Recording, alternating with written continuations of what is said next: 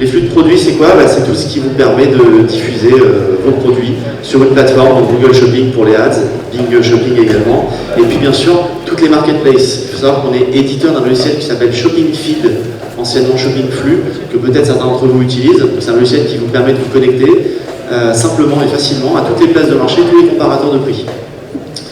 En parallèle de ça, donc on a à peu près 1000 channels disponibles sur Shopping Feed aujourd'hui, et au sein de l'agence, on a une équipe qui permet de gérer les flux produits de nos clients, puisqu'on a de plus en plus de clients qui se développent beaucoup sur les marketplaces et qui ont besoin d'accompagnement pour pouvoir gérer leurs flux. Voilà, on va finir cette rapide présentation pour parler du sujet qui nous intéresse aujourd'hui, Google Shopping Action. Alors, on va faire un vote à main levée, alors je vous demanderai de participer un minimum. Est-ce que déjà il y en a parmi vous qui connaissent Google Shopping Action, qu'on a entendu parler? Donc déjà, c'est pas toute l'assemblée. Donc c'est bien, vous allez apprendre plein de choses. Google Shopping Action, c'est le nouveau programme de Google qui vient de sortir et qui va s'apparenter à ce qu'on pourrait appeler aujourd'hui une marketplace. Or, Google nous interdit de dire que c'est une marketplace et on va vous expliquer un petit peu les différences qu'il va y avoir. C'est un programme qui est parti d'un constat simple, qui est qu'aujourd'hui, les internautes ont besoin d'avoir un parcours d'achat fluidifié au maximum. Alors ça, c'est quelque chose qu'on a déjà entendu assez régulièrement en e-commerce. C'est vrai que le parcours d'achat, c'est problématique. Plus son site grandit, plus son site mûrit, plus on va devoir travailler son parcours d'achat pour avoir quelque chose d'efficace. Google, il a les mêmes problématiques que vous sur le e-commerce, puisque donc, il a fait, d'après une étude de Google, il y a eu 3 constats qui ont été menés. Le premier, c'est que, effectivement, il y a beaucoup de requêtes idées qui sont sorties, et principalement sur mobile, puisqu'aujourd'hui, à peu près 70% du trafic est mobile. Mais ces requêtes idées, ça change un petit peu la façon dont les gens cherchaient avant. Donc c'est une chose à prendre en compte. Les utilisateurs veulent des recommandations personnalisées. Ils sont très complexes, les utilisateurs. Parce que quand on voit du retargeting, on a l'impression d'être suivi, d'être traqué. Mais en même temps, quand on voit des publicités qui n'ont rien à voir avec ce qu'on regarde, on a l'impression que le site n'est pas personnalisé. Donc il faut trouver un juste milieu. Et effectivement, aujourd'hui, on aime bien avoir un parcours qui est un petit peu taillé sur mesure, et on a la possibilité de le faire aujourd'hui en e-commerce. Donc je vous invite quand même à vous renseigner sur les différentes solutions qui proposent de la recommandation, puisque ça fonctionne plus ou moins bien. Et puis, bon, celui-là il est un petit peu plus dur, effectivement, il paraît qu'un internaute sur 3 s'attend à avoir une livraison le jour même. C'est plus ou moins vrai. C'est vrai que moi j'habite en région parisienne, et effectivement, avec Amazon Prime, on peut être livré dans la journée. J'attends pas ça particulièrement, mais on tend de plus en plus vers des solutions logistiques qui sont de plus en plus rapides.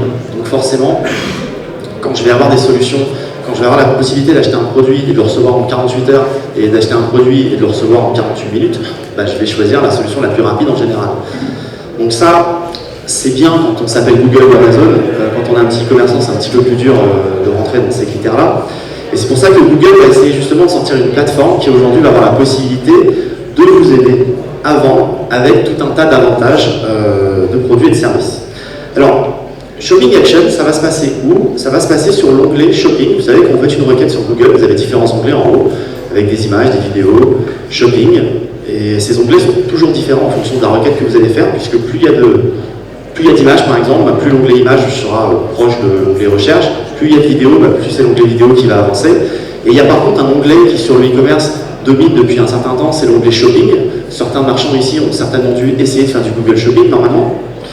Sur cet onglet Shopping, quand vous allez cliquer dessus, vous allez rentrer dans l'univers Google Action.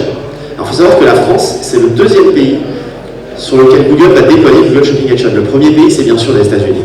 Et la France est donc un pilote sur l'Europe. Pourquoi? Parce que, vous le savez, Google a été condamné par la Commission européenne il n'y a pas très longtemps, et du coup, ils n'ont pas les mêmes droits aux États-Unis et en France. Donc du coup, aux États-Unis, dès que vous arrivez sur la page de Google, vous êtes dans l'univers Shopping Action. Quand on va arriver en France, ça se passera uniquement sur l'onglet Shopping. Donc ça, c'est important, on va en reparler un petit peu plus tard, mais il y a toujours une petite spécificité européenne. Alors pourquoi un parcours fluide et simplifié? Tout simplement, vous allez naviguer, rechercher vos produits, puisque Google va passer de la recherche à la vente, chose qu'il ne faisait pas avant. En parallèle, vous avez Amazon qui a toujours fait de la vente et qui aujourd'hui se met à développer des programmes publicitaires. Il y a peut-être un lien, mais en tout cas, c'est des tendances qu'on commence à avoir de plus en plus. Une expérience d'achat sans point de friction, oui, puisque vous allez pouvoir naviguer sur Google, trouver un produit et l'acheter avec Google. Donc ça, c'est plus simple, parce que du coup, vous n'avez plus à aller sur un site. Alors, il y a des avantages, il y a des inconvénients. Quand vous êtes un petit marchand, vous n'avez pas forcément beaucoup de budget parce que vous venez de vous lancer, c'est difficile pour vous d'avoir un site qui est tout à fait efficace et un site qui est vraiment bien étudié, avec des moteurs de recommandation, avec des parcours personnalisés, c'est un petit peu plus difficile. Du coup, si on ne va pas sur votre site directement mais qu'on achète avec Google, ça vous permet de faire une vente que vous n'auriez peut-être pas eue si les gens étaient venus chez vous. Puisqu'il y a aussi bénéficier de l'interface et de la puissance de l'UX de Google. Parce que quand on passe d'un environnement ultra responsive, comme par exemple une application Facebook pour arriver sur un site e-commerce qui lui n'est pas hyper bien responsive, bah forcément il y a une expérience déceptive. Donc du coup, il peut y avoir ce qu'on appelle un taux de rebond, c'est-à-dire que les gens arrivent sur votre site, ils sont déçus de l'expérience parce qu'ils trouvent que le site n'est pas finalement bien fait, ils repartent. Alors que pourtant ils avaient trouvé le bon produit et il y avait peut-être potentiellement aussi le bon prix. Et puis surtout, ce qui est quand même intéressant à retenir dans tout ça, c'est que Google Shopping Action, c'est vraiment un nouveau levier d'acquisition. Puisque, à l'instar de toutes les autres marketplaces, Google va faire une chose que personne ne fait, c'est-à-dire qu'il va communiquer avec les marchands des adresses mail des clients qui vont acheter via Shopping Action. Et ça fait une différence flagrante. Sur Amazon, depuis quelques années, les marchands apparaissent, mais avant ils n'apparaissaient pas. Et en plus de ça, en général, Amazon se tire toute la couverture positive et ne met le marchand en relation avec son client qu'à partir du moment où il y a un litige. Ben là, c'est un petit peu différent puisque le marchand est toujours bien mis en avant et ça va permettre de pouvoir retargeter le marchand derrière et de pouvoir utiliser des outils marketing comme par exemple des emailing qui coûtent beaucoup moins cher à l'acquisition. Quand vous avez un email, c'est pas mal de faire de l'acquisition. Alors ce petit bouton acheter avec Google, retenez-le bien parce que vous allez le voir un petit peu partout. Comme vous savez, Google c'est tentaculaire, c'est YouTube, c'est Google Images et toutes ces fonctionnalités, on le voit un petit peu partout. Donc du coup, on peut imaginer que demain, ce petit bouton, on va le retrouver sur tous les canaux d'acquisition de Google. Donc vraiment de la vidéo à l'image, en passant par le texte, les recherches, il y aura toujours, à partir du moment où on cherche un produit, une alternative achetée avec Google si le produit est disponible. Donc c'est un bouton sur lequel qu'il va falloir mémoriser. Il faut savoir que Google Shopping Action, l'annonce a été faite il y a à peu près 2 semaines au Web to Web de Monaco, donc qui est le gros salon du e-commerce avec les plus gros acteurs du e-commerce. Le programme est déjà live en France pour 50% des utilisateurs Gmail. Donc si vous avez eu de la chance, vous êtes whitelisté, quand vous allez sur l'onglet Shopping et que vous recherchez les produits qui existent sur Shopping Action aujourd'hui, vous avez la possibilité de jouer avec l'interface. Alors, 50% de la Gmail, normalement il y a un déploiement total qui est prévu pour d'ici la fin de l'année, mais je pense que ça va être opérationnel dans quelques mois. Et par contre, au niveau de l'acceptabilité des marchands, ça va un petit peu évoluer. Aujourd'hui, il n'y a que 4 acteurs qui sont positionnés dessus, qui sont en bêta test.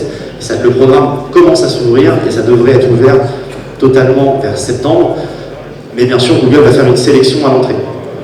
Alors les points positifs qu'on va retirer de cette plateforme, c'est vraiment la mise en avant des vendeurs. Ça c'est le gros point qui va changer par rapport à n'importe laquelle des marketplaces et c'est aussi un des points pour lesquels Google ne veut pas qu'on dise que c'est une marketplace. Fidélisation développée, effectivement il y a des outils de fidélisation basiques qu'on peut mettre en place sur certains e-commerce comme par exemple process de commande automatique. Typiquement, si vous avez un chien qui mange un paquet de croquettes en un mois, vous savez que tous les mois vous allez acheter les mêmes croquettes probablement. Donc du coup, c'est bien de pouvoir avoir des systèmes automatiques. Bon, ça c'est des choses qu'on peut retrouver ailleurs. Un modèle à la performance, ça c'est pas rien. On va revenir un petit peu dessus un petit peu après parce que je vous ai fait une slide où je vous ai mis les pourcentages d'Amazon comparés avec les pourcentages de Google. Vous verrez, c'est très marrant. Mais effectivement, le modèle à la performance en général, ça plaît bien, en tout cas pour le e-commerce. Et puis une expérience simple puisqu'on va pouvoir consommer plusieurs produits sur un seul emplacement et ça fera des paniers multi-boutiques qui sera directement renvoyé sur les sites des différents marchands qui ont été consommés. Donc c'est très fluide, c'est très simple et du coup on nous offre une alternative, c'est-à-dire qu'on n'arrive pas sur une marketplace, du coup on arrive plus dans une galerie marchande dans laquelle on va avoir différents marchands et on va pouvoir consommer les produits qui nous intéressent pour ensuite avoir un seul panier, un seul paiement auprès de la solution de paiement de Google. Sur les critères d'éligibilité, il y a pas mal de choses par contre à retenir. Aujourd'hui, on est sur la France et pour l'instant, le service de Google va être hyper cloisonné sur les marchés locaux. C'est-à-dire que là, on est la France, on est le premier pays, mais ils vont se développer en Allemagne, en Italie, en Espagne. Et sur la France, par exemple, il vous faut effectivement avoir une gestion des retours qui est gérée en France. Il faut avoir une entité légale et un compte bancaire en France. Et il faut également avoir un inventaire en propre, c'est-à-dire pas de dropshipping et pas de marketplace. Les catégories qui sont ouvertes aujourd'hui, il n'y en a que 5, l'électronique, maison et jardin, beauté, santé, mode, jouets. Bon, médias, ils l'ont rajouté parce que c'est plus ou moins ouvert, mais c'est pas grand-chose. Il y en aura plus à l'avenir. Donc aujourd'hui, par exemple, si vous vendez, peu importe ce que vous vendez, si ça n'est pas dans ces catégories-là, vous ne pourrez pas être live sur Shopping Action. Ça viendra avec le temps. C'est juste que pour l'instant, c'est un programme qui s'ouvre petit à petit et qui peine un peu à se déployer parce que c'est quand même quelque chose d'assez costaud. Les produits neufs uniquement sont acceptés, ça va peut-être évoluer quand on voit le succès d'une marketplace comme Back Market, qui aujourd'hui fonctionne très très bien sur le reconditionné voire l'occasion. Donc pour l'instant, Pour être accepté, il vous faut des produits neufs, mais bien sûr, ça peut évoluer. Et surtout, pas de produits lourds et volumineux. Alors ça peut poser un problème. Je vous rappelle qu'ils sont partis d'un postulat de départ qui était de se dire que les gens voulaient être livrés dans la journée. Donc sur un produit à plus de 30 kg, notamment quand vous travaillez dans le meuble, où très souvent les produits sont directement importés de l'Europe de l'Est en France avant d'être vendus, les délais peuvent être très très longs. C'est pour ça que ces produits-là ne sont pas encore gérés et ne sont pas encore acceptés. Encore une fois, c'est des choses qui vont évoluer, ça viendra avec le temps. Prérequis techniques toujours, il vous faut un site e-commerce. Ça paraît évident, mais c'est vrai qu'aujourd'hui sur les marketplaces, c'est tout à fait possible de vendre avec ce qu'ils appellent les URL-less programmes, donc sans URL, c'est-à-dire que vous avez juste un flux de produit que vous envoyez. Donc aujourd'hui, avoir une URL, c'est quand même quelque chose qui peut être utile, parce que si vous n'avez pas de site e-commerce, c'est pas viable.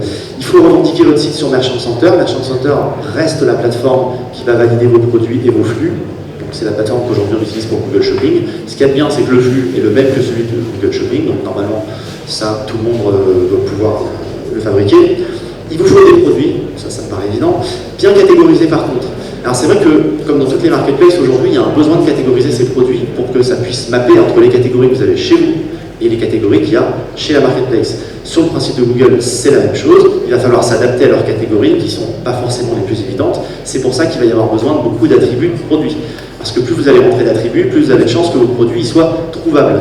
Amazon, c'est 30 millions de produits aujourd'hui. Quand vous cherchez un t-shirt blanc sur Amazon, c'est compliqué, parce qu'il y en a beaucoup. Mais si vous remplissez des attributs et que vous qualifiez votre produit avec des attributs de qualité, il y a des gens qui vont avoir une chance de vous trouver. Si vous vendez un t-shirt Astérix Obélix, quelqu'un qui tape t-shirt Astérix Obélix, il n'y a pas de filtre Astérix Obélix. Mais par contre, il y a la possibilité quand même de le mettre dans le nom du produit. Si vous ne le mettez pas, forcément, vous ne ressortirez pas si quelqu'un tape t-shirt Astérix. Pareil pour la couleur. Si vous vendez un t-shirt en bleu ou en vert, si vous ne précisez pas qu'il y a la spécificité bleu ou vert, vous ne ressortirez pas, même quand on coche les filtres de navigation. Donc là, ça va être le même principe. Le moteur de recherche de Google ne veut pas tomber dans les travers qu'il va y avoir, qu'il y a eu sur les marketplaces. Aujourd'hui, le problème, c'est qu'il y a eu beaucoup de travers sur les marketplaces, notamment par exemple au niveau de la duplication des codes EAN, des choses comme ça. Il veut faire quelque chose proprement à la base, donc c'est pour ça qu'ils vont être très exigeants sur les catalogues de produits. Et il va falloir vraiment travailler les attributs produits pour que ça puisse fonctionner. Et surtout des codes EAN. Ça, c'est toujours nécessaire, c'est les fameux codes à 13 chiffres qu'on peut avoir uniquement auprès de l'organisme GS1. Si vous achetez un module qui vous génère des codes EAN, c'est pas bon, ça n'existe pas. Il n'y a qu'un organisme en Europe qui est capable de les délivrer, c'est GS1. Donc il faut faire très attention à bien les consommer là-bas. Je vous avais dit que nous, on est éditeur du logiciel Shopping Feed, donc aujourd'hui, le seul moyen de se déployer sur Google Shopping Action, c'est via un gestionnaire de flux. Bien sûr, j'ai pris de l'autre un exemple. Donc en fait, on agit comme un facilitateur, c'est-à-dire que nous, on vous permet d'envoyer votre flux à Shopping Action et de le formater correctement pour que les produits soient acceptés. En contrepartie, dès que vous faites une vente, on vous remonte les commandes directement dans votre back-office.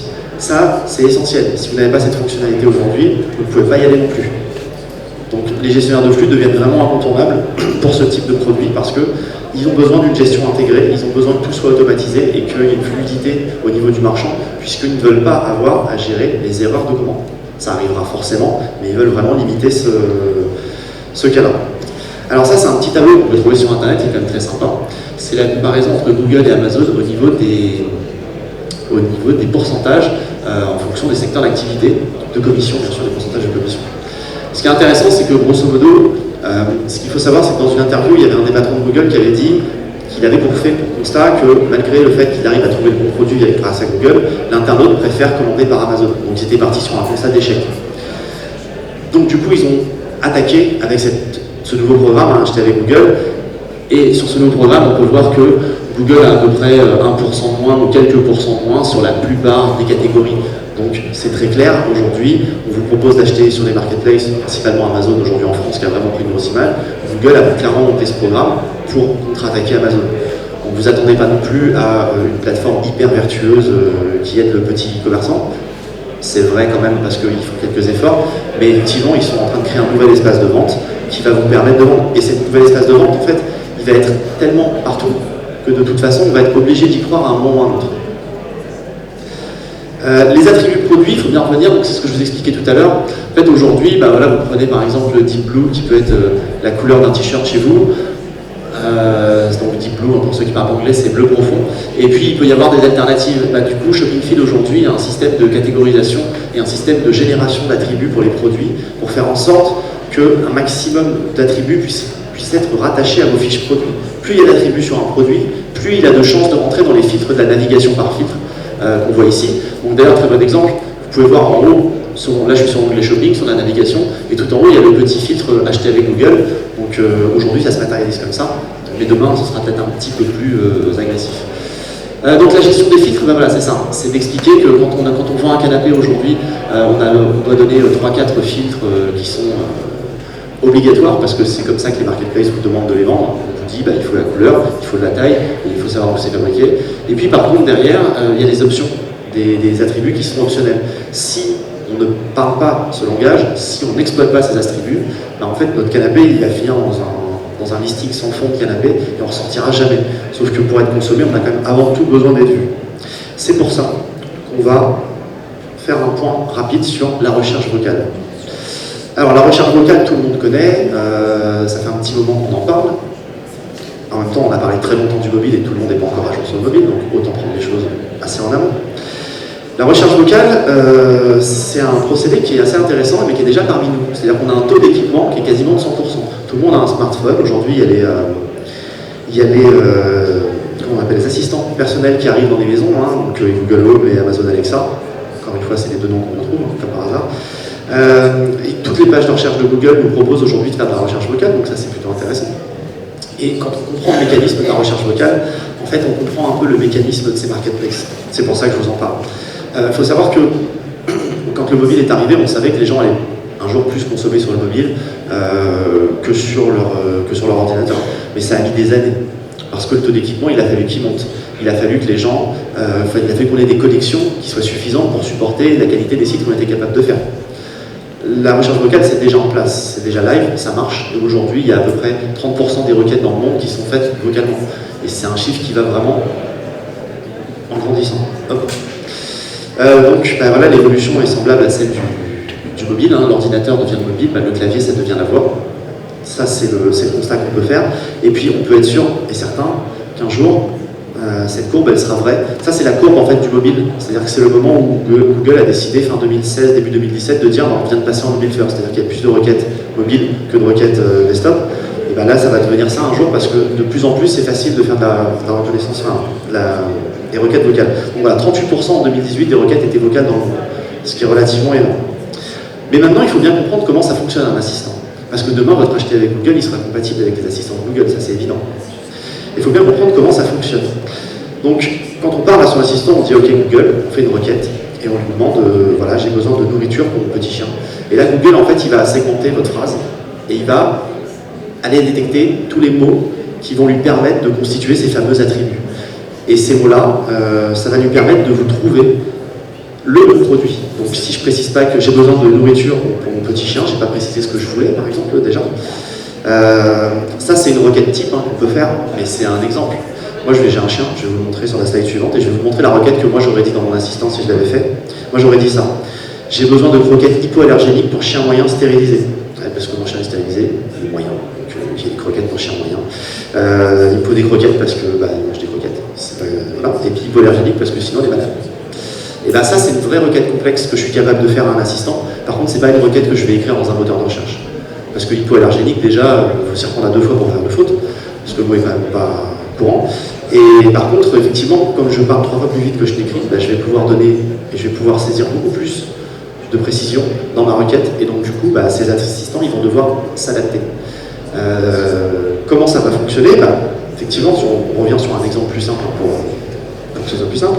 Là, je suis dans la requête, et puis après, la machine, elle va me répondre. Elle va me dire, OK, j'ai trouvé 12 produits, mais vous préférez de la nourriture en conserve ou en sachet. Elle va elle-même me préciser des attributs que je n'ai pas moi-même précisés. On va dire, oui, j'ai 2 formats qui existent, vous préférez lequel? Parce que dans ma tête, c'est très clair. Mais elle sait qu'il y a une différence. Ça, c'est assez intéressant, parce que c'est une des premières fois quand même où on vous répond. Aujourd'hui, quand vous faites des recherches sur Internet, on ne vous a jamais répondu. On vous donne des résultats, puis après, c'est à vous de fouiller. Ça a quand même une petite valeur ajoutée, c'est que vous avez le choix. On vous donne 10 résultats sur la première page, vous avez le choix entre 10 résultats. Là, même à la machine, vous lui répondez, vous lui parlez, une conversation, et une fois que c'est fait, elle vous fait une recommandation. Et elle vous dit, OK, je vous envoie ça dans votre Google App. Là, on perd quand même quelque chose au passage, qui est le choix, justement. Parce que, en fait, qu'est-ce qu'elle a choisi, la machine? elle a choisi les produits qu'elle avait dans son référentiel à elle, donc les gens qui étaient principalement demain sur Shopping Action, et elle a décidé de les mettre en avant. Donc si vous n'y êtes pas, d'un, vous ne serez pas consommé par tous les gens qui vont utiliser ça. Donc il suffit que dans 10 ans, il y ait 50% des gens qui utilisent un assistant personnel. Si vous n'en utilisez pas, du coup vous ne serez pas dedans. Et si en plus de ça, vous n'avez pas rempli les attributs, la machine ne va pas comprendre ce que vous vendez correctement, donc du coup elle ne va pas être capable de vous ressentir. Donc il y a un double piège. Donc il faudra faire très attention. Le langage des attributs, il va vraiment falloir le parler, c'est le langage des algorithmes, puisque ce sont des algorithmes qui vont piloter tout ça, et bien sûr c'est les attributs de produits. Donc pour en revenir à cette slide, vous voyez que quand je vends un t-shirt Deep Blue, Deep Blue, ça n'existera pas comme catégorie sur Google. Il faudra dire que ce sera du bleu ou éventuellement les alternatives qu'ils vont vous proposer. C'est pour ça que Shopping Feed a beaucoup travaillé sur un générateur d'attributs pour pouvoir enregistrer tout ça, condenser tout ça et faire en sorte de pouvoir enrichir vos produits simplement. C'est pas une conférence sur Shopping Feed, mais grosso modo, c'est un gestionnaire de flux qui a un avantage, en tout cas d'AdSense là-dessus. C'est que nous, on a pris le parti de se dire, on a bien compris que les attributs, ça allait devenir demain la seule manière d'être visible dans toute cette masse de produits. Je vous rappelle, 30 millions de produits sur Amazon. Si vous n'avez pas un truc pour tirer votre épingle du jeu, vous êtes invisible. C'est pour ça que justement, nous, on vous conseille, en tout cas aujourd'hui, d'enrichir la donnée produit et de travailler un maximum sur ces attributs. Maintenant, alors, moi, il faut savoir qu'à la base, on a une agence, on est spécialisé dans l'ADS, on est spécialisé en SEO. Alors, quand Google Shopping Action est sorti, on s'est un peu demandé ce que ça allait donner. Est-ce que ça va cannibaliser les business qu'on a actuellement en place aujourd'hui? Dans le fond, peut-être. Est-ce que ça va vivre ou coexister avec les business qu'on a? C'est des questions qu'on s'est posées.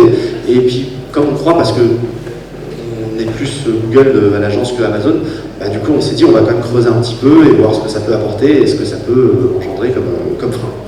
Alors, si on prend une stratégie d'acquisition classique, c'est super camembert de PowerPoint. Et si on prend une stratégie d'acquisition classique, grosso modo, voilà, un site e-commerce, son trafic, il est censé venir à 30% à peu près du SEO, de l'ADS, des marketplaces aujourd'hui de plus en plus. Les réseaux sociaux aujourd'hui représentent quand même une bonne part, mais c'est pas non plus le canal qui va générer le plus de ROI. Et puis après, on a tous les leviers type affiliation, programmatique, et là-dedans on peut mettre plein de choses, on peut mettre vraiment plein de choses. Et puis en fait, en fonction des leviers qu'on utilise, il y a toujours une répercussion sur la notoriété de la marque et sur la fidélisation. Quand j'ai un client qui arrive via du SEO, via d'AdWords, je vais pouvoir derrière le retargeter, je vais pouvoir aussi utiliser des solutions type emailing pour le rabâcher que j'existe et pour lui montrer qu'il faut qu'il vienne consommer chez moi. Et ces solutions-là, très souvent, elles ont un coût qui est relativement inférieur au canaux d'acquisition traditionnel type ads. Donc par contre, les marketplaces aujourd'hui, il n'y a pas tellement de visibilité, on ne met pas en avant le vendeur. Le vendeur, il est quasiment invisible. Et quand il est visible, je vous l'ai dit tout à l'heure, c'est généralement parce qu'il y a un litige. Donc du coup, ça n'apporte pas de notoriété, au contraire. Et en plus de ça, c'est pas forcément quelque chose qui va mettre en avant vraiment votre boutique. Donc quand on veut créer une marque, parce qu'on n'est pas forcément revendeur multimarque, on peut aussi vouloir créer une marque, créer un univers, créer quelque chose.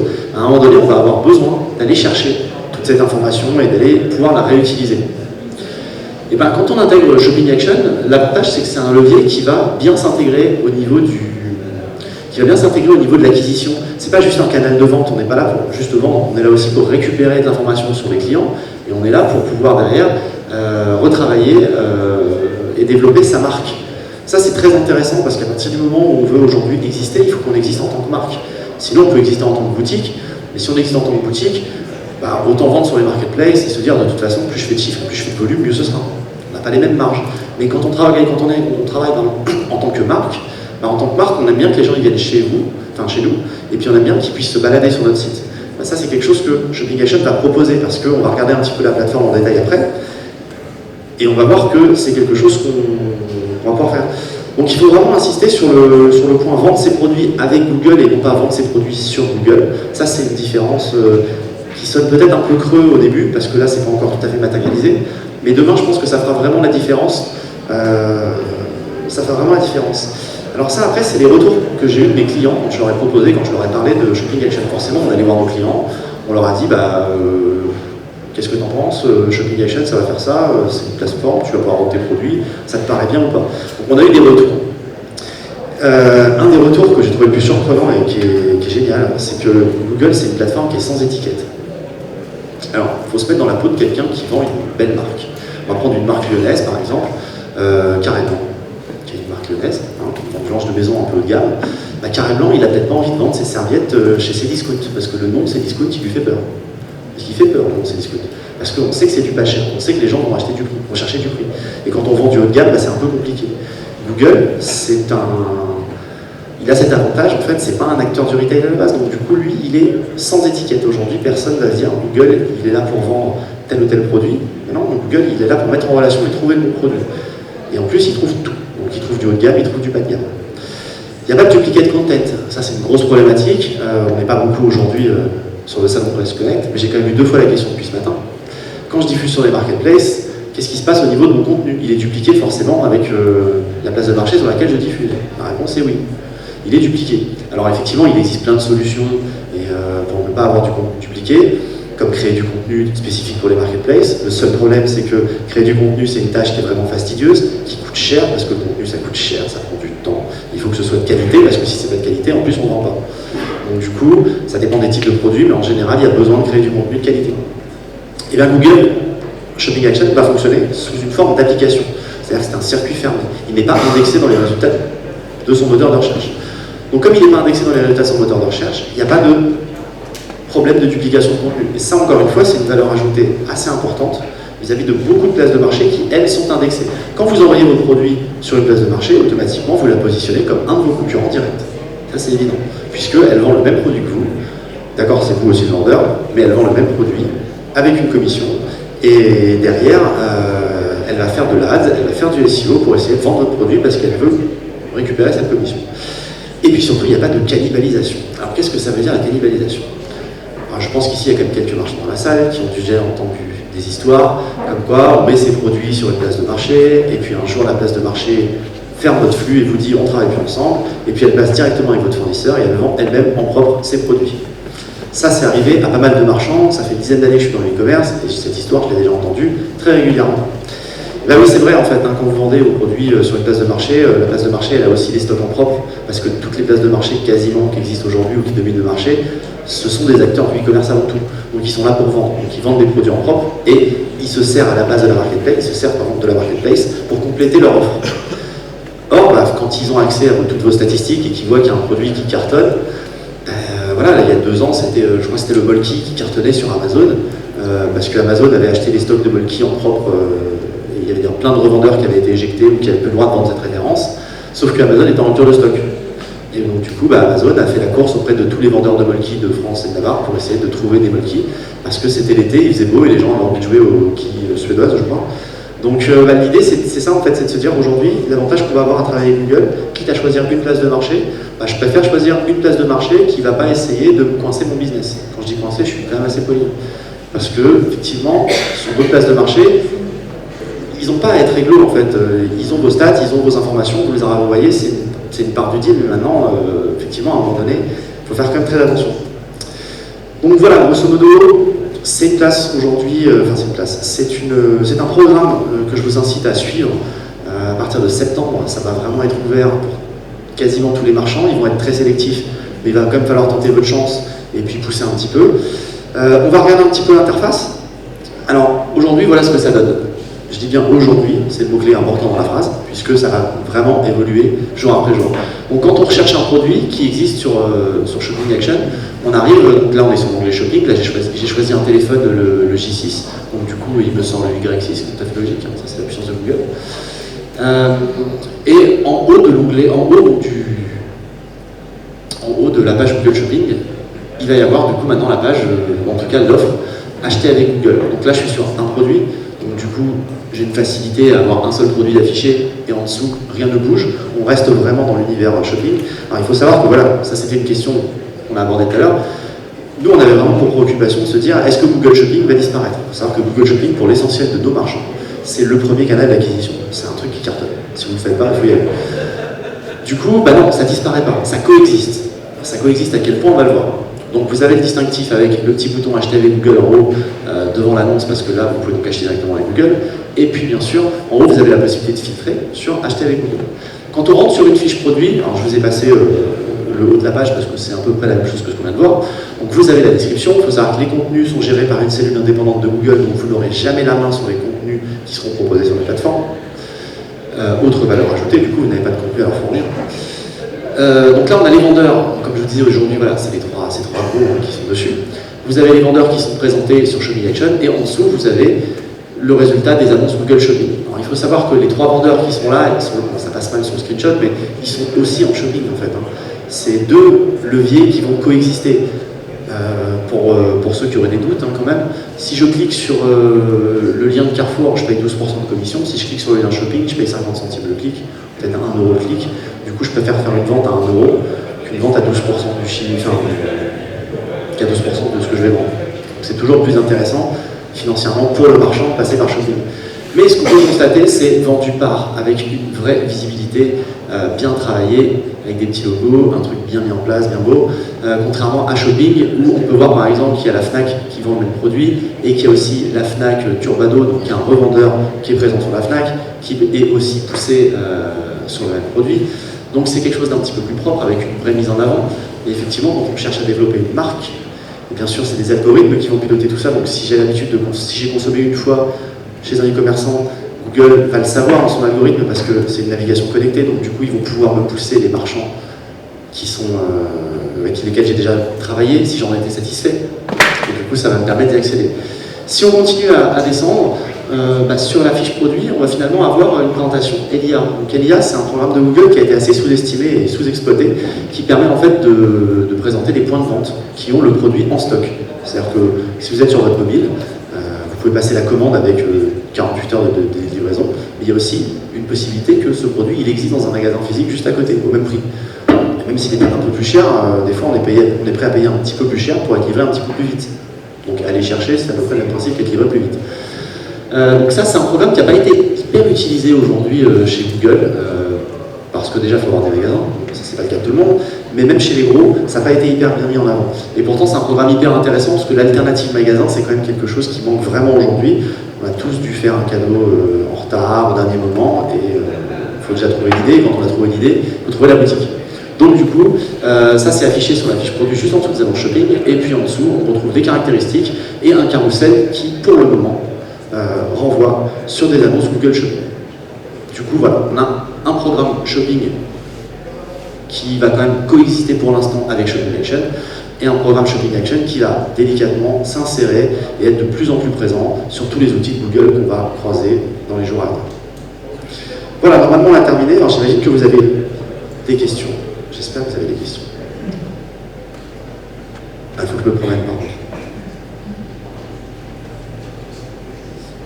Quel est l'intérêt de passer par Google Action? Là, on a vu qu'il y avait 30 € d'écart entre Google Action et puis Google Shopping sur le prix final. C'est quoi la stratégie pour le même produit? En fait, c'est très intéressant. C'est-à-dire qu'il va falloir apprendre à utiliser ces leviers différemment. Moi, je suis prêt à payer 30 € de moins pour un produit de marque en général. Je sais un jean. Bon, j'ai estimé que c'est une marque. J'imagine qu'il y a d'autres vendeurs il y a plein de vendeurs qui le vendent. Le seul truc, c'est que je suis prêt à payer moins cher. Par contre, il y a un moment donné, quand je vais arriver sur le site, si le site ne m'inspire pas du tout confiance, parce que c'est un site pourri, je ne vais pas acheter en fait. Parce que je vais pas. Je me dis, si jamais sur ce site il y a un litige, ils vont jamais me rembourser, je ne reverrai jamais mon pognon, enfin voilà. Alors que Amazon ou Google, l'avantage c'est qu'effectivement, eux ils engagent leur image. Donc du coup, je paye avec Google Pay et derrière je peux très bien dire, finalement, enfin voilà, j'ai pas vu le site, parce que ça se trouve le site il était pas bien. Et du coup, oui, ça fonctionnait. Donc ça, c'est un premier truc. Attends, je reviens ensuite, t'inquiète pas. Et effectivement, si on reprend la capture, et ça, c'est assez intéressant, parce que j'ai oublié de le dire, mais c'est un truc que j'avais moi-même creusé. Effectivement, il y a des produits qui sont moins chers. Alors là, par exemple, moi, clairement, j'achète à la Fnac. J'achète à la Fnac, c'est sûr. Donc du coup, en fait, ça va aussi changer un petit peu, parce que si Google Shopping Action, aujourd'hui, ça fonctionne différemment, il va toujours y avoir la possibilité de regarder ailleurs. Et du coup, un marchand ne pourra pas envoyer à la fois sur Google Shopping et à la fois sur Google Shopping Action des flux différents. Les flux seront les mêmes. Donc du coup, les prix seront les mêmes. Les mecs vont devoir s'aligner. Et par contre, il y en a d'autres qui ne vont pas jouer le jeu. Il y a toujours des casseurs de prix. Il y a toujours des gens qui essayent de faire payer les choses moins chères. Donc après, c'est à vous de juger le degré de confiance que vous voulez avoir. Clairement, la Fnac, j'ai confiance. Je les connais. Généralement, j'ai pas de problème avec eux. Clairement, le CS Mobile, je le connais pas. Donc je vais aller voir son site. Il est moins cher, lui. Non, il est encore moins cher. Donc je le connais pas, je vais aller voir son site. Et si son site il m'inspire, je vais commander. Si son site il m'inspire pas, je vais commander. Il y a aussi toujours un facteur de prix. Par contre, ce qui est intéressant, c'est que là, c'est du Google Shopping. Donc les gens qui vont venir sur Google Shopping, ils vont venir sur mon site. Donc je vais pouvoir les retargeter. Mais je vais savoir quand je vais retargeter ces gens qui avant venaient en fait principalement pour chercher un prix mais aussi un produit, maintenant ils viennent plus pour le prix. Donc du coup je vais pouvoir aussi adapter ma communication. Je vais pouvoir retargeter avec des codes promo, je vais pouvoir retargeter avec des frais de livraison gratuits. Je vais pouvoir adapter vraiment mon discours et ma communication en fonction de comment j'acquiers le client. Alors ça va demander un petit peu de boulot, hein, je veux dire, c'est pas un truc qu'on fait comme ça, mais quand ce sera en place, on va pouvoir vraiment affiner les leviers qu'on a aujourd'hui et effectivement, un casseur de prix il sera toujours là sur tous les marchés, il y en a toujours un, donc il faudra s'adapter. Est-ce qu'il y avait d'autres questions?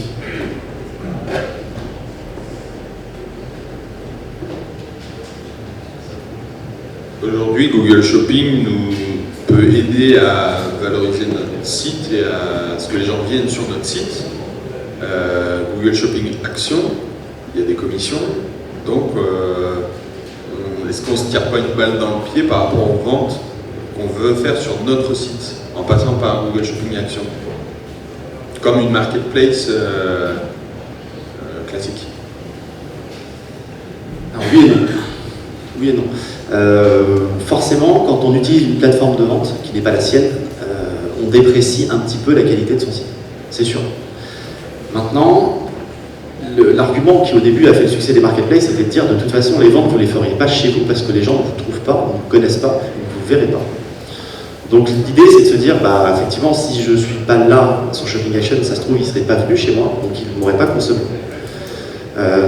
C'est intéressant en fait, ça dépend aussi des produits qu'on vend et comment on les vend. Parce qu'il y a des produits qui ne seront pas forcément compatibles avec Shopping Action aussi. Donc là on a quand même besoin d'avoir de la visibilité. Mais c'est quand même plus simple d'avoir une marketplace, parce que là je peux acheter chez Carrefour, chez Boulanger, chez Auchan. Alors c'est des gros acteurs, d'accord, mais on prend un acteur un petit peu plus spécifique. On va dire que j'achète un jean Levi's, donc je vais chez Levi's. Chez Levi's, je vais pouvoir acheter mon jean la première fois par Shopping Action, mais par contre après c'est Levi's qui va me recibler. Je le sais que j'ai acheté un jean Levi's, donc c'est marqué dessus, donc je vais quand même aller pouvoir voir derrière la boutique. Si je suis sur Amazon, bah, j'ai acheté un jean Levi's sur Amazon, et je ne sais pas qui me l'a vendu. Si je creuse un peu, je peux peut-être trouver le nom du marchand. En fait, je m'en fous, j'ai le produit. Je n'ai pas besoin de creuser et de savoir qui me l'a vendu. J'ai juste besoin de savoir à quoi ressemble le produit et que j'ai 14 jours de délai de rétractation. Voilà, c'est à peu près tout. Et en plus de ça, si jamais il ne me plaît vraiment pas, je peux le renvoyer et dire qu'il ne me plaît pas et il me rembourse tout de suite. Parce que c'est Amazon. Chose importante, Google s'engagera aussi, en théorie, à payer plus vite. Amazon, c'est 3 mois normalement le paiement. C'est toujours assez dur à encaisser. Google, avec Google Play, ils vont essayer de faire quelque chose d'un petit peu plus séduisant. C'est ça en fait, hein, c'est ce que je vous ai dit, c'est pas une plateforme la plus vertueuse au monde, c'est juste une plateforme qui aujourd'hui est un peu moins crade que ce que peuvent faire les concurrents aujourd'hui. Parce qu'ils abusent de leur position dominante. Aujourd'hui, Amazon aux États-Unis, c'est une vente sur 2. Donc c'est beaucoup en fait, tu peux pas passer à côté d'Amazon aux États-Unis par exemple. En France, c'est pas une vente sur 2, mais avec le Prime, c'est beaucoup. Donc du coup, l'intérêt, c'est de se dire, aujourd'hui, voilà, c'est une plateforme qui va nous apporter la visibilité. Après, le seul problème, c'est qu'on ne connaît pas encore aujourd'hui les tenants et les aboutissants vis-à-vis de Google Shopping. Nous aussi, c'est une de nos craintes aujourd'hui, parce que c'est une de nos valeurs ajoutées, c'est que ça disparaisse. Mais pour Google, à mon avis, ils ne sont pas fous, ils ne peuvent pas se permettre que ça disparaisse. Parce que ça leur génère beaucoup de cash quand même. Mais effectivement, Google Shopping va peut-être un peu perdre, ou en tout cas va devoir se réadapter, se reconditionner, pour que ça puisse fonctionner sur les produits.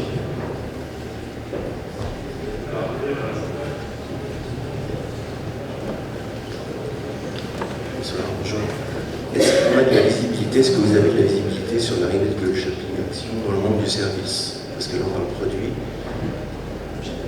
Comment? Jamais? Ok, merci. Non, pour l'instant, le but est de vendre des produits, pas encore des services. Alors peut-être dans très longtemps, mais c'est vraiment pas l'objectif pour l'instant. Et dans tous les cas, pour l'instant, ils sont déjà pas encore tout à fait live sur la vente de produits. Donc la vente de services, ça va vraiment prendre du temps. Mais là-dessus, je crois pas aujourd'hui qu'il y ait d'autres acteurs même qui proposent des services mutualisés. Il n'y en a pas tant que ça. Pas au niveau mondial. Pas au niveau mondial. Donc il y a un créneau à prendre aussi. Est-ce qu'il y a d'autres questions?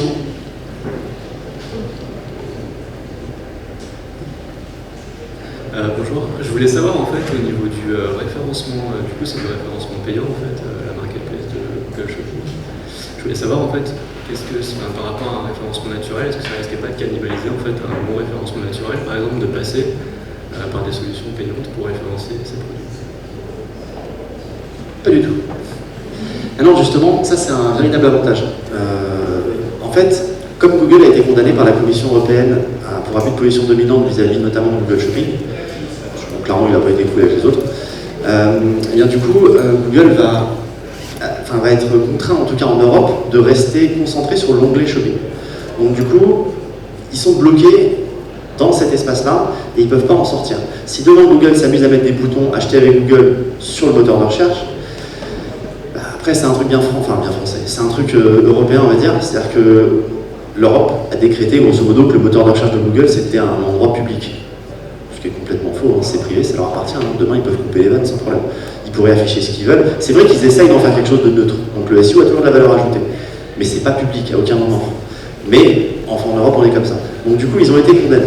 Donc ce qui veut dire que grosso modo cette page-là ils ne peuvent pas vraiment faire tout ce qu'ils veulent dessus. Aux États-Unis, oui, c'est déjà implémenté dessus. Mais en Europe ça n'arrivera pas. Parce qu'en Europe il y a cette restriction. Donc du coup le SEO a de la valeur ajoutée, parce que du coup les gens vont pouvoir continuer à chercher, hein. Toutes les recherches aujourd'hui elles partent d'une page Google, on ne va pas sur l'onglet shopping spontanément, on fait la recherche et ensuite on affine si on a besoin. Il faut savoir que le carrousel, ce qu'ils appellent le carrousel PLA, quand vous faites une requête comme robe rouge par exemple, vous avez un carrousel qui s'affiche sur la page de recherche. Ça, c'est quelque chose qui va rester, c'est uniquement du Google Shopping et c'est uniquement là que le programme CSS Partners de Google pourra être affiché. C'est-à-dire que tous les comparateurs qui avaient disparu et qui reviennent, là, Kelku, Twanga, et bien ceux-là, ils ont la possibilité aujourd'hui d'afficher uniquement dans ce carrousel. Et ça, c'est grâce à la condamnation, ou à cause de la condamnation par la Commission européenne. Donc là-dessus, Google est assez transparent. Effectivement, l'acheter avec Google, comme s'il est sous un format fermé, c'est-à-dire un format d'application, en fait, il ne va jamais venir concurrencer le SEO. Et ça, c'est bien, parce que du coup, les sites qui étaient bons en SEO, en fait, ça ne va pas bouger pour eux, rien ne va changer, ça restera toujours le même levier. Là où ça peut changer, c'est dans 10 ans, si le bouton acheter avec Google, il prend vraiment, et que demain, les gens consomment majoritairement avec ça parce qu'ils ont confiance, bah effectivement, à un moment donné, ça va être difficile d'avoir une image de marque et de faire en sorte que les gens viennent chez vous quand ils ont l'habitude d'aller consommer directement sur un acteur sur lequel ils ont toute confiance. C'est ça un petit peu le problème. Et en plus, il n'y aura plus de clavier, donc ça va être...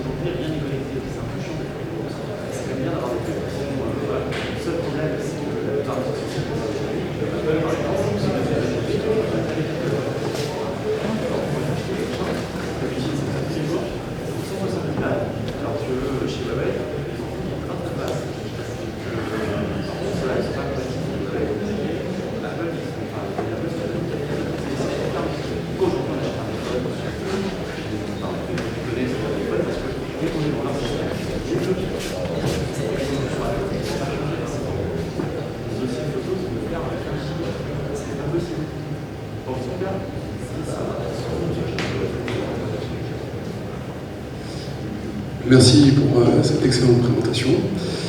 Tu insistais sur le fait que le marchand devait nécessairement passer par un générateur de flux, un gestionnaire de flux. Est-ce que tu peux juste réexpliquer les raisons, s'il te plaît? Alors aujourd'hui, Google ne va pas avoir ce qu'on appelle de seller. C'est-à-dire que quand vous allez sur une marketplace, normalement, elle a un système de gestion et d'administration en propre. Sur Google, aujourd'hui, ils ont envie que le programme sorte, parce que plus ils attendent, plus ils perdent des parts de marché. Donc ils avaient besoin que le programme sorte tout de suite. Donc le système de seller aujourd'hui ne doit pas être encore tout à fait abouti. C'est pour ça qu'il n'y a pas de module PrestaShop, typiquement. Parce que, en plus, Alexandre connaît bien Google, il est Google, donc mais il n'y a pas encore de connectivité entre ces deux-là. Donc du coup, Google a quand même besoin qu'il y ait une fluidité hyper rapide au niveau des commandes et de la gestion et du traitement des commandes. Il ne peut pas laisser du hasard. Les gestionnaires de flux, ils ont pour avantage d'être connectés. Alors ShoppingFit, il faut savoir quand même que c'est le seul gestionnaire à être 100% connecté aujourd'hui. Parce que nous, on est développé aux États-Unis, donc du coup, on a plus d'une cinquantaine de clients aux États-Unis qui l'utilisent. Donc effectivement, voilà, aujourd'hui, si tu n'as pas de gestionnaire de flux, tu ne peux pas remonter tes commandes dans ton back-office parce que tu n'as pas le seller et tu ne peux pas non plus aller sur leur seller pour traiter tes commandes. Donc tout simplement, en fait, c'est pour ça que ça bloque. Ça arrivera, hein, c'est sûr. C'est sûr. Je crois que le module le plus téléchargé sur PrestaShop, c'est le module Amazon, c'est par hasard. Beaucoup de gens passent en direct et ne vendent que sur Amazon. Et puis, dès que tu veux vendre sur plusieurs channels, c'est quand même intéressant d'avoir un gestionnaire de flux. Après, aujourd'hui, voilà, il y a 3 gestionnaires de flux qui sont connectés uniquement. Les autres, c'est pareil, hein, ça arrivera. Là, on est vraiment sur une phase de lancement, on est très en amont. Alors, il faut savoir que nous, on a fait l'annonce de la sortie de Google Action avec Google la semaine dernière au e-marketing. C'est pour ça qu'on en avait discuté avec PrestaShop et que c'était intéressant parce que c'était vraiment un sujet qui est à jour. Donc c'était intéressant de venir ici, de le présenter. Il y a des slides que j'ai dû couper parce que j'ai pas le droit de les montrer. Des slides que j'ai dû refaire parce qu'ils sont quand même importants. Il y a plein de choses qui arrivent. C'est vraiment quelque chose qui va se développer, qui va monter en puissance. Encore une fois, c'est un truc aussi, c'est un truc qu'on s'en est rendu compte quand on a fait l'annonce, on avait beaucoup de questions aussi. Et les Français, on n'est pas habitués en fait à être les premiers. Aujourd'hui, quand il y a des solutions techno qui sortent, en général, elles sortent partout et puis elles arrivent en France un jour avec une version un petit peu différente parce qu'il y a toujours une spécificité française. Là, ils se disent, on va commencer par la France et si on y arrive en France, je pense que ça pourra marcher dans toute l'Europe. Parce qu'on est assez compliqué. Et il faut savoir aussi qu'en France, on est plutôt bon techniquement quand même, le relais des vertus. On est plutôt bon techniquement et la plupart, le marché marketplace en France, ça représente, c'est gigantesque. On a des éditeurs marketplace comme Miracle, Iceberg, qui sont vraiment très gros, qui sont internationaux. Et en plus de ça, on a à peu près au moins, plus de 300 à 400 marketplaces en France. Aux États-Unis, vous avez 5 marketplaces. Donc, je ne leur prédis pas un avenir formidable à toutes ces marketplaces. Il y en a qui vont venir, il y en a d'autres qui ne vont pas forcément tenir. Mais on a aussi ce savoir-faire. Techniquement, on est aussi au-dessus du lot. Même les Allemands, ils n'ont pas énormément de marketplace, ils n'ont aucune, c'est Zalando. Puis alors, si un jour tu me trouves un marchand qui a réussi à se connecter à Zalando sans s'arracher les cheveux, c'est un autre système, c'est compliqué. Mais voilà, on va pouvoir aujourd'hui avoir vraiment un levier d'acquisition supplémentaire et pas non plus pas seulement un levier de vente. Donc c'est en ça que le canal est intéressant. Parce qu'il y a toujours un moment où il faut qu'on ait un peu de visibilité. Mais gestionnaire de flux, c'est pas le mal. Hein. C'est pas si grave.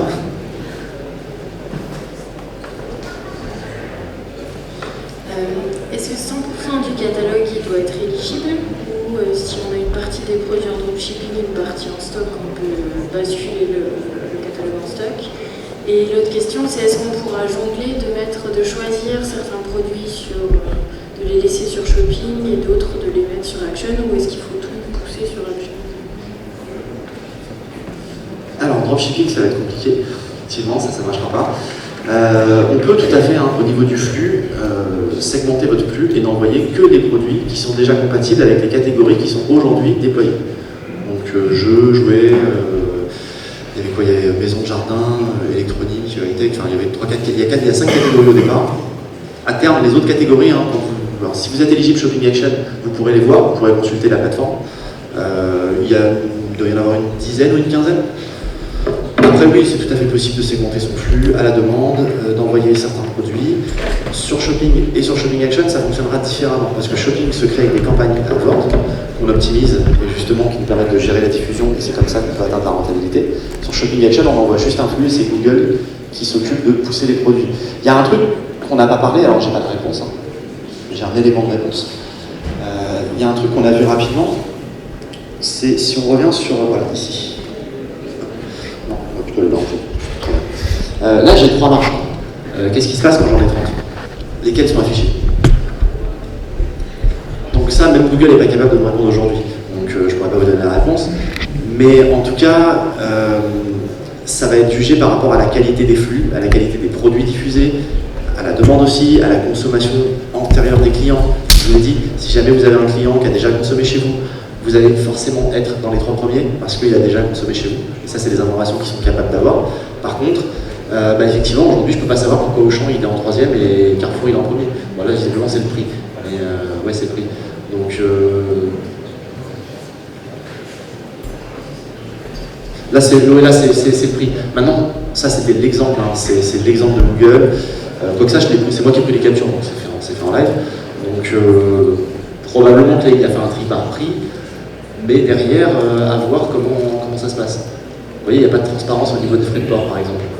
Prix de l'article 149,90, prix total 153,90. On se doute bien qu'il s'est passé quelque chose. Ce qui pourrait correspondre à la livraison. Donc, à partir normalement d'aujourd'hui, déjà, vous pouvez vous inscrire sur la plateforme. Vous pouvez aller envoyer une demande d'acceptation à Google. On vous répondra dans 6-8 mois à peu près, normalement. C'est à peu près les délais que vous devez avoir. Il ne faut pas hésiter à insister. Grosso modo, jusqu'à septembre, ça va être assez difficile de rentrer sur la plateforme. Ils vont vraiment chercher les plus gros e-commerçants. Petit à petit, ça va s'ouvrir. Si vous êtes avec un gestionnaire de flux, justement, votre gestionnaire de flux peut vous aider à rentrer sur cette plateforme. C'est important de savoir ça. Non, parce qu'effectivement, les gestionnaires de flux qui sont bien intégrés, aujourd'hui, ShoppingFeed, c'est le premier à être intégré et à pouvoir générer la remontée des commandes. Je ne crois pas que les autres le font encore, parce que justement, ils n'ont pas eu de cas client. Donc, c'est ça l'avantage, c'est que si vous n'avez pas la remontée des commandes et que derrière les commandes, on vous les envoie juste par email, ça va être difficile, surtout si vous avez un service logistique quelque part. Donc, ils ont besoin d'avoir un maximum de sécurité sur les marchands qui font rentrer. Pareil, demain, ils vont s'ouvrir sur toute l'Europe. Il y a une question qui reste en suspens, c'est comment on va faire pour vendre un produit depuis la France dans un autre pays. Chose qu'on peut faire sur un seller type Amazon. Voilà. On peut vendre sur tous les pays d'Europe facilement. Demain, ce sera pas possible. Mais il y a des avantages, il n'y aura pas à créer le contenu, c'est Google qui s'en occupe. Est-ce qu'il y a d'autres questions? Je ne crois pas que la salle, on peut la rendre quand on veut, donc celle-là, on est bien. Et sinon, n'hésitez pas à venir me voir sur le stand de Capsule B dans l'espace des stands, et je pourrais répondre à toutes vos questions. Voilà, merci en tout cas d'avoir suivi la conférence.